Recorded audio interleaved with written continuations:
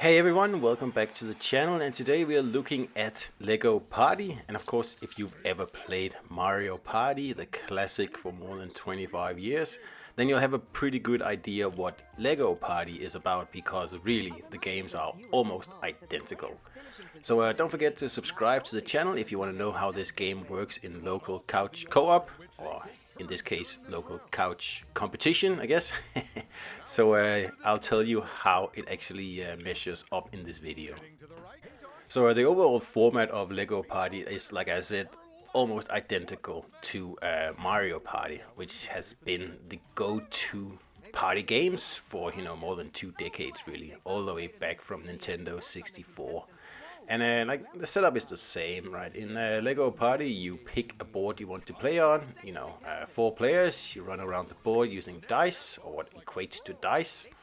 And once a round is over, everyone joins for a minigame, and whoever does the best in the minigame will earn currency. In this case, Lego studs, right? So that's really what the game is about. So as you can tell, it's pretty much identical to Mario Party, just that it actually takes place in the Lego universe, right?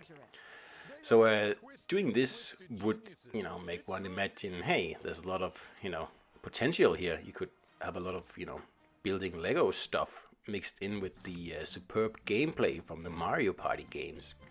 That's not really the case.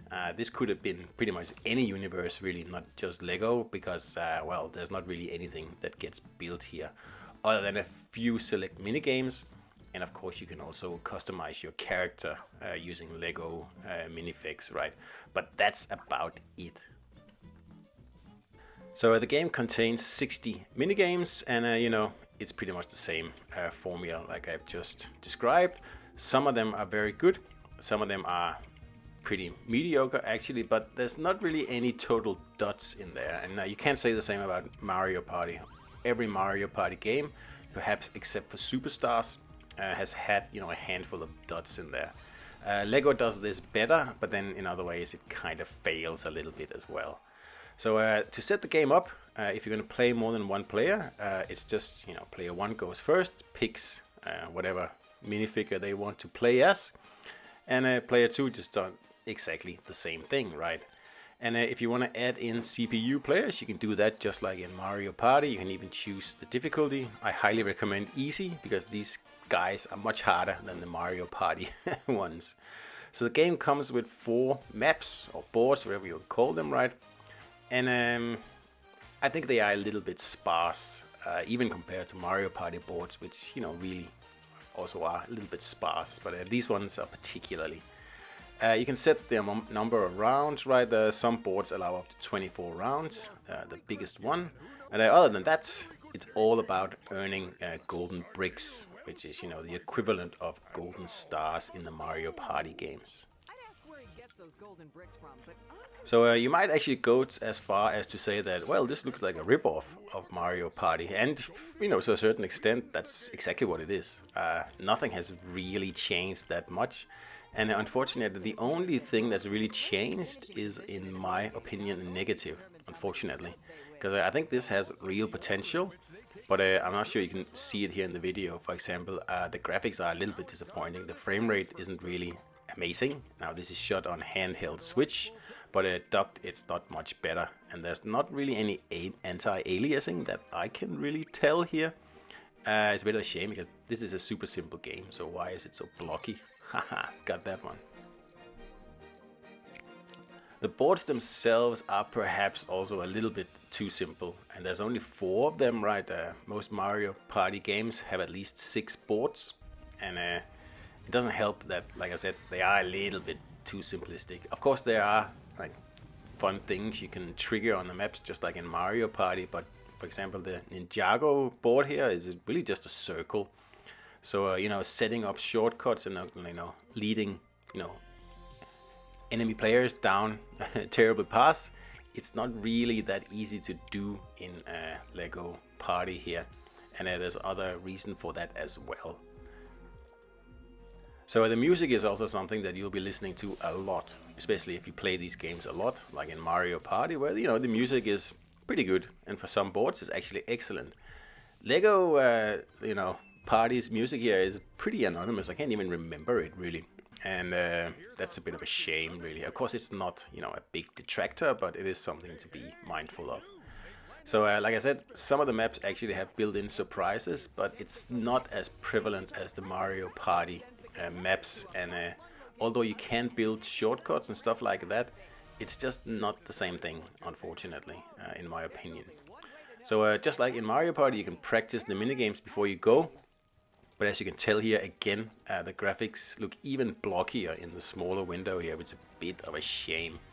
And like I alluded to earlier, if you're playing this with a friend, or if both of you perhaps aren't the best players in the world, some of the minigames are actually very, very difficult. And it all boils down to the controls being a little bit finicky, I think. And kids in particular, I think, are going to have a really tough time with this game here. I mean, at least in Mario Party, some of the games require a little bit of finesse, but if you put the CPUs to easy, then it's manageable, right? Of course, toddlers probably can't play it, but the games I'm showing here in particular, I found too difficult for anyone less than a teenager, really. And even I struggled to come in first on the easy setting here, which is a bit of a weird situation. Another difference from Mario Party is that once you start the game, you don't actually roll for who should, always go number one. Whoever wins the minigame will be number one, and the second, and so forth. That's a pretty good way of doing it, actually. So the game is set up as a kind of, show of a kind, and there's two guys commenting on everything, and I got really tired of that really quickly. That's why you can see here I've turned them off. Even the subtitles I've turned off. So I highly recommend you join me in that. And it's very easy. Just go into the settings and just turn subtitles off, and also just turn the voice off, because trust me, it gets very annoying very, very quickly. So for local multiplayer, this is a very good game. It's not as good as Mario Party. That is still by far the best game to play these kind of things here in. And also another thing that's missing here is that you cannot actually purchase all the funny items like you can do in the Mario Party games, where you can really use them against other players. The only kind of power-ups you can get here is stuff that gives you an extra roll or anything like that. Only stuff that makes your play better or more positive, or perhaps also negative. You cannot, use these items to annoy other players, which is really a huge oversight, I think, and one of the main reasons I think Mario Party is just overall a better pick. But it's a cheap game. It's only about half price of normal games, so it's definitely worth looking into. But Mario Party is better.